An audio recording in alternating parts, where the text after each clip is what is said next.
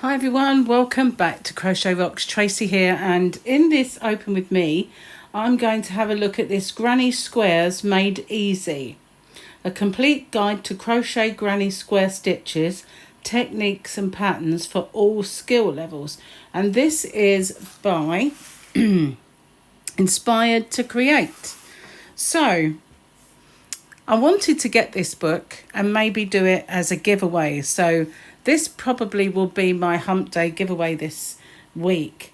But I wanted to see just how many of these patterns were in the publications that we see every day. Because sometimes when there's no author, that's what they do. Anyway, this was in the UK, £9.99. We do have what make it look like an author, but I don't believe it is. Okay. So a complete guide to granny squares, stitches and techniques and patterns for all skill levels. As we said before, now don't look at that because it will probably go a bit balmy on scan here to access our video stitch library. So that's pretty good. At least you can have some video stitch stitch library if you need one. So I'm going to go over to here. So we've got the editor and the designer is Grace Hulme. Hume? I think that's Hume, isn't it? It's like Holmes, yeah. So I think that is Grace Hume, the designer. However, there's granny squares and all sorts which no one can claim to have the monopoly on. Anyway, so let's have a look. They're all pretty standard. This one looks like the African granny that I have on my playlist. And we've got pretty standard squares and circles. We've got the obligatory Christmas stocking. So let's getting started. So there's an awful lot of bump that goes up to page 30, which is just extra stuff, which is hooks, yarn, other supplies, chain, slip stitch, turning chains, double crochet, treble crochet. This is obviously the UK terms. Magic ring, changing colour, flow and blow. Front loop, back loop, I guess. Seaming, blocking, a brief history of granny squares, anatomy of granny square, how to make a granny square, how to read a pattern. Then we've got a selection of granny square patterns. We've got blankets, home decor, accessories and garments. So as I said, I think this is in the UK terms, and there's probably a guide that shows you how to switch those should you need to, but it is fairly simple. But I always say both terms on my tutorials. Anyway, getting started. So this is the bit that I find boring in these books, but it tells you the difference between tapered and inline, all about yarns like 4-ply, DK, Aran, chunky, super chunky. Again, those are the UK terms. So we have sport, 3-weight, 4-weight, 5 and 6. And these are the yarn labels. So that'd be perfect for me, wouldn't it?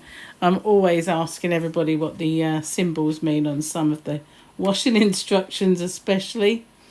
Okay, so then we've got on to other supplies and how to do bits.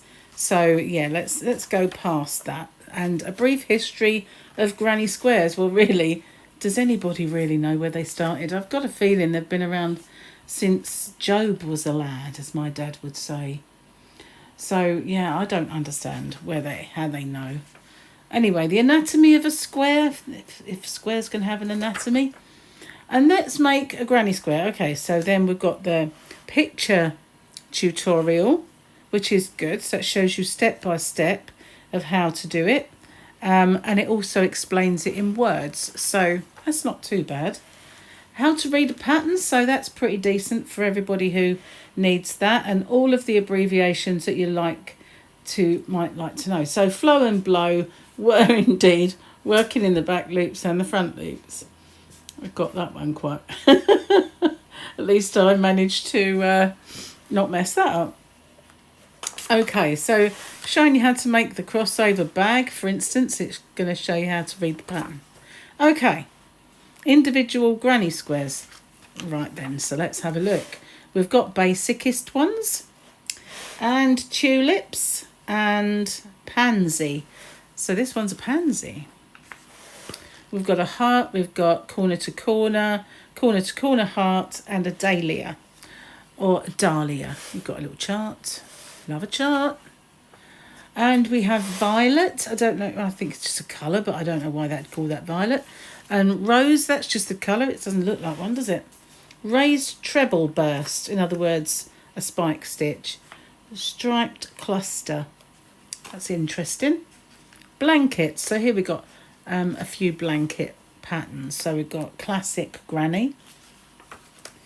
And all squares blanket. I like that one actually. This is the star shape. Haven't made one of them for a long time. Someone asked me if I'd do a tutorial for one a little while ago. I'd have to get cracking on that. This is the flower plow. I'm not doing very well. Flower power, not flower plower blanket.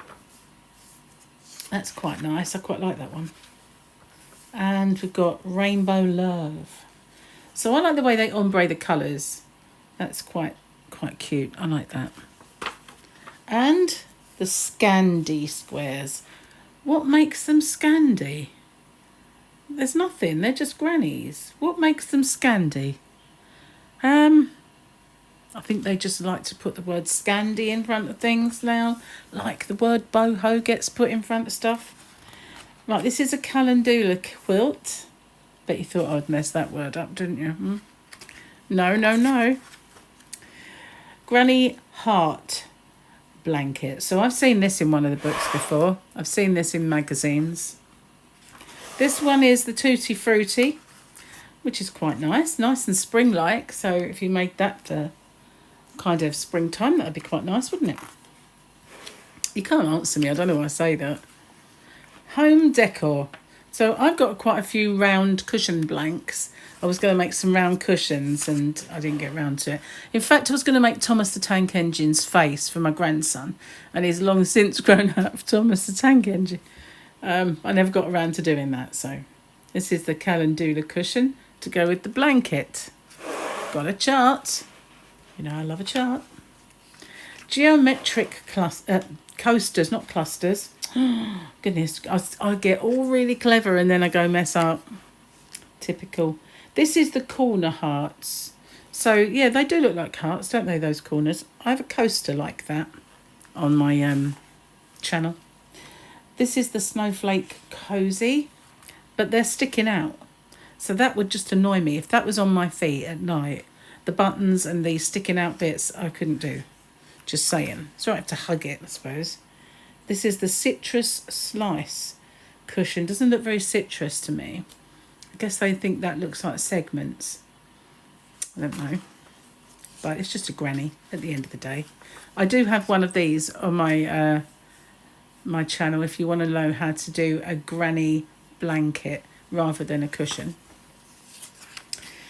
Simple stocking. So I've never really done a granny square stocking. It's never really appealed to me. It'd be nice and simple, I know, but I've not done it. I prefer the hard ones.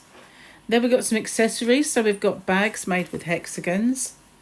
The sunflower crossover bag, which was on the how to read a pattern part.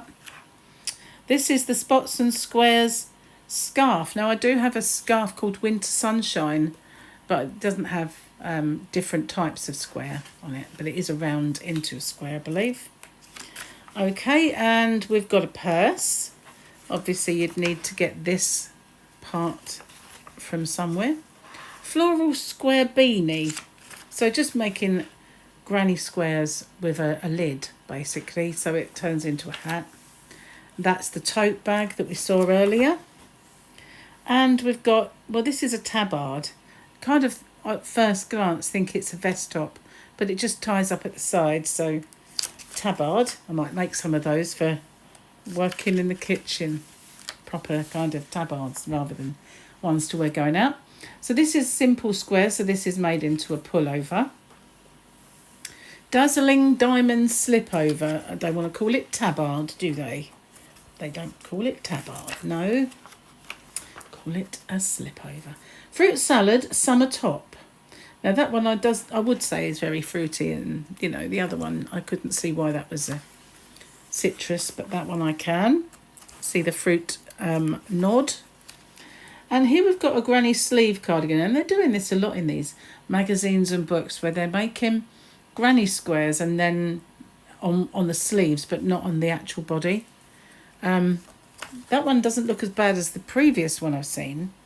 In fact, it looks a lot better, but it's still not my thing. We've got the standard abbreviations. So remember, these are all UK. So do we have... No, at the moment. Oh yeah, here we are. Guide to Crochet Terms, UK, US terms. So there you are. You do have it in the book. So if you're in the US, you can still get the book. You can still enter the competition, which will be Hump Day giveaway. Hook size, conversion charts. There you go as well, with the letters and the numbers. And there we are. We've got the index. So what do you think? Did you like this book? I actually think it's not a bad book. None of them look particularly intricate or difficult. So yeah, I think it'd be good for beginners. It says all skill levels, but I can't really see too much that's going to tax anyone. Maybe doing a little bit, but once you get into that, that's very easy. Corner to corner, probably the hardest thing in that book, I would say. Unless you can prove me wrong. Anyway, let me know what you think, and if you're interested in getting this in the giveaway, then don't forget to seek out this week's Hump Day giveaway. Thanks so much. I'll see you guys on the next one. Bye bye for now.